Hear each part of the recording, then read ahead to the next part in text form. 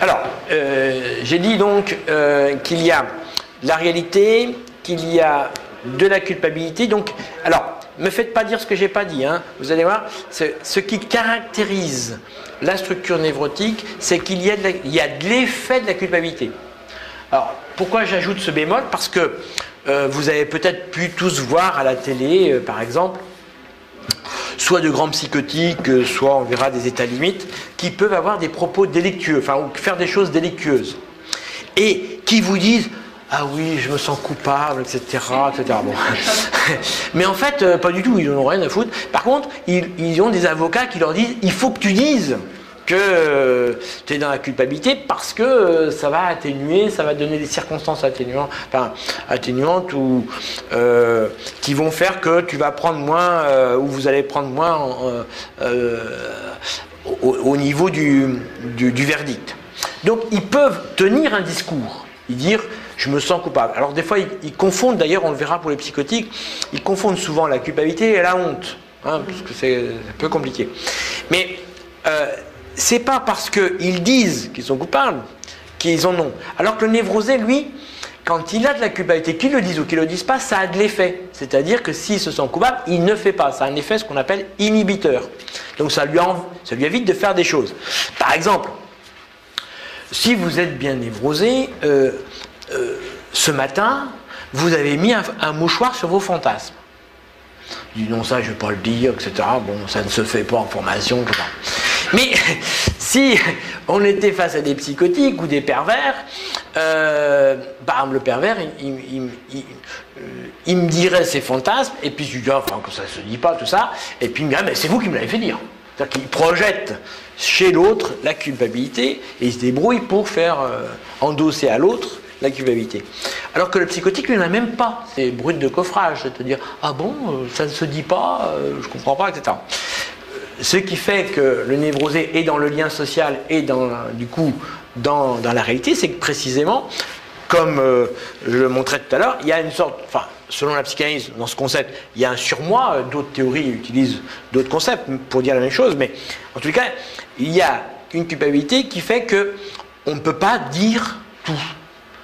Hein, on ne dit pas tout de soi, de même que vous venez habillé dans cette formation, parce que dans ce qui fait le lien social, c'est de justement en cacher. Hein. Dans d'autres cultures, c'est le contraire. Enfin, en tout cas, et puis dans d'autres cadres de référence, on pourrait imaginer qu'on soit autrement. Hein.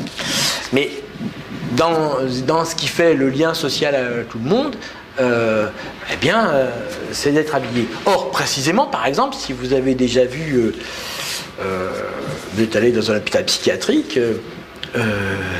lorsque un fou décompense, ça peut lui arriver de sortir du service à poil, etc., et penser que il va sauver le monde, ou je sais pas quoi, hein.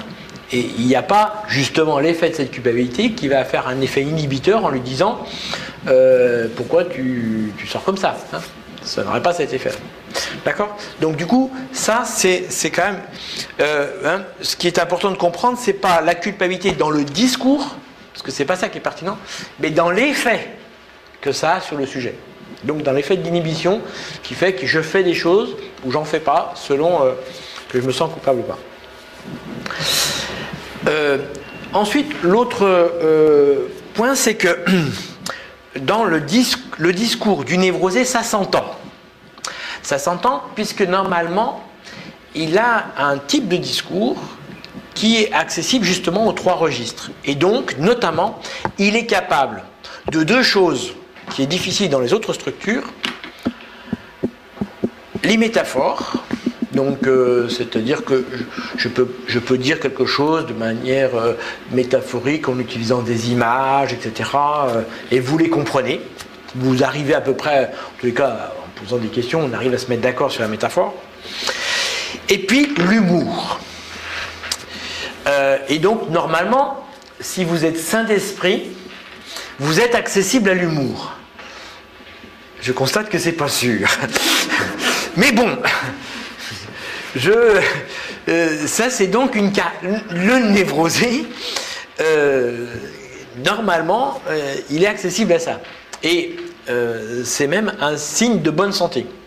On verra que chez l'état de limite, lui qui est plutôt psychorigide, il va falloir qu'il sélectionne certains types d'humour. Et chez le psychotique, c'est compliqué. L'utilisation de l'humour va devenir très compliquée avec le psychotique. Parce que comme il colle à ce qu'on lui dit, si vous faites une blague de travers, ça peut avoir quelques conséquences. Donc ça, c'est quand même une des caractéristiques de la névrose. Alors, 1, vous êtes dans la réalité. 2, vous avez un peu de culpabilité. 3, vous accédez à l'humour. 4, vous êtes capable de comprendre et de faire des métaphores. Ça vous donne donc déjà 4 bons critères pour savoir si vous êtes névrosé. Je vous laisse y réfléchir. 30 secondes. Voilà. Bien. Est-ce que vous vous reconnaissez là-dedans ou ça va ? Si vous avez il vous en manque un, on prend rendez-vous pour une thérapie. Bon.